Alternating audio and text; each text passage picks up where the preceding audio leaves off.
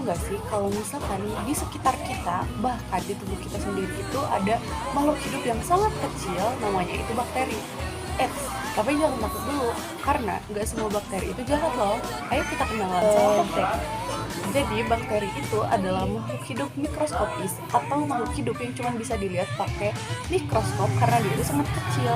Terus bakteri juga termasuk ke makhluk hidup prokariotik atau yang tidak punya inti sel sejati, sama seperti manusia. Walaupun bakteri cuma punya satu sel sejati, dia bisa hidup di mana aja loh. Kayak di tempat yang ekstrim, cuacanya ekstrim, iklimnya ekstrim, contohnya kayak pegunungan es atau sumber air panas, dia itu tetap bisa hidup loh guys. Tubuh bakteri itu sederhana banget, tapi fungsinya keren. Mereka itu punya dinding sel untuk melindungi diri, lalu ada juga membran plasma. Membran plasma ini untuk keluar masuknya zat. Terus ada juga ribosom buat bikin protein. Terus ada DNA yang ngatur semua aktivitas. Terus beberapa bakteri juga punya yang namanya flagellum atau semacam ekor kecil buat bergerak. Terus ukurannya kecil banget, sekitar 0,5 sampai 5 mikrometer aja. Bayangin 1 juta bakteri itu bisa muat di ujung jarum suntik. Nah, bentuk-bentuk dari bakteri ini juga bermacam-macam loh guys. Yang pertama itu ada kokus, di mana bentuk bakteri itu bulat kayak bola, dan bahasa kerennya itu streptococcus. Yang kedua itu ada basil, bentuknya itu kayak batang atau mirip kayak sosis kecil, bahasa kerennya itu E. coli.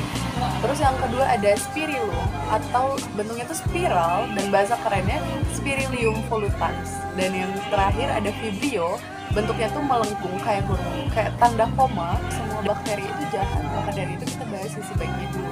Sebenarnya bakteri ini banyak manfaatnya loh guys. Salah satunya, kalian tahu gak sih, yogurt yang sering kalian makan itu terbentuknya itu dari bantuan bakteri juga. Namanya itu Lactobacillus bulgaricus. Lalu beberapa bakteri lain juga ada yang membantu proses fotosintesis tanaman, membantu tanaman untuk menyerap nitrogen, lalu juga menghasilkan antibiotik dan membantu proses pembusukan sampah organik. Jadi tanpa adanya bakteri sebenarnya banyak juga hal-hal yang nggak akan berjalan di dunia ini guys.